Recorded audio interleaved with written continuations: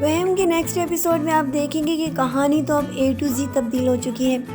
رخسانہ بیگم بہت چالاکی کے ساتھ یہ کوشش کر رہی تھی کہ اس کے بیٹے اسی کے محتاج رہیں، لیکن اب وہ لوگ بھی آہستہ آہستہ سر اٹھا رہے تھے۔ لیکن اچانک اس کے شوہر کی ڈیڈ باڈی جو کہ ان کے گھر ڈیلیور ہوئی تھی، اس کے بعد کہانی کا سینیریو ہی چینج ہو چکا ہے،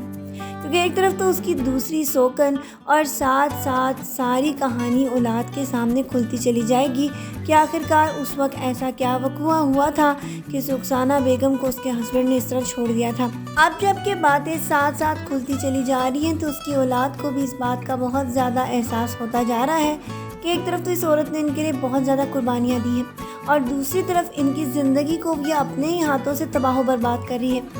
اور ساتھ ساتھ ان کی دادوں کو بھی جس طرح اس نے ٹارچر کر رکھا تھا، اب عنقریب وہ سب کے سامنے کھلنے والا ہے، کیونکہ ایک طرف تو ایشل اس بات کے اوپر اب ہار مان چکی ہے کہ وہ اپنے والد اور ساتھ ساتھ اپنی والدہ میں سے کسی کی بھی بات مانے۔ وہ تو صرف یہ چاہتی ہے کہ کسی طرح جنید اس کو اپنے گھر پر لے جائے،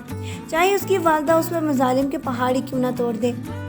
اسی لیے تو ایک طرف اس کا باپ اور دوسری طرف وہ خود کھڑی ہے، کیونکہ وہ رخسانہ بیگم کی چالاکیوں کو نہیں سمجھتی،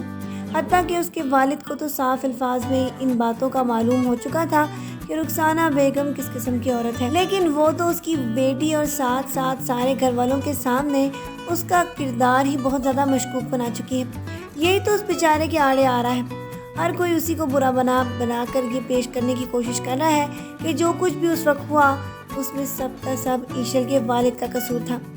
لیکن جب کہانی کھل کر سب کے سامنے آتی چلی جائے گی تو سب کو رخسانہ بیگم کا ایول چہرہ بھی نظر آتا جائے گا کہ یہ کتنی زیادہ دوگلی عورت ہے۔ اپنے بیٹوں کو اپنی محتاجگی میں صرف یہ اس لیے رکھنا چاہتی ہے تاکہ ان کو پپٹ کی طرح کنٹرول کر سکے، لیکن اب یہ دونوں شادی شدہ ہیں اور یہ چاہتے ہیں کہ یہ اپنی بیویوں کو اپنی مرضی کے ساتھ جینے کا حق دلوا سکے۔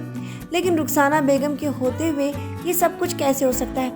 وہ تو شروع سے ہی اپنے بچوں کو اپنا محتاج بنا کر یہ ثابت کر چکی تھی کہ اس کے بغیر ان کا چلنا مشکل ہی نہیں بلکہ بہت زیادہ ناممکن ہے،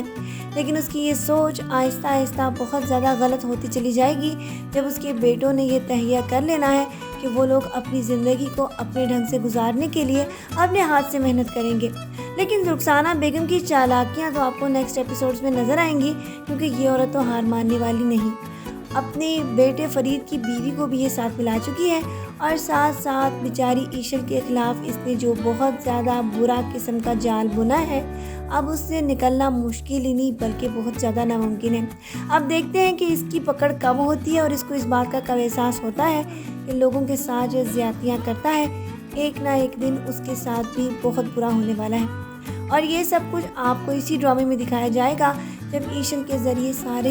سارے ثبوت ان لوگوں کے سامنے ایک ایک کر کے آتے چلے جائیں گے کہ ہر کسی بھی قصور میں رخسانہ بیگم کا ہی ہاتھ تھا۔ آج کی پرومو ریویو ویڈیو کو اسی کے ساتھ ختم کرتے ہیں اور اسی بات کا انتظار کرتے ہیں کہ کب رخسانہ بیگم کی سچائی جو کہ ان کی دادوں کے سامنے پہلے ہی آ چکی ہے ان لوگوں کے سامنے کب آتی ہے۔ پھر ملتے ہیں نیکسٹ ایپیسوڈز کے اور ساتھ ساتھ نئے ڈراموں کے پرومو ریویوز میں۔ اللہ حافظ۔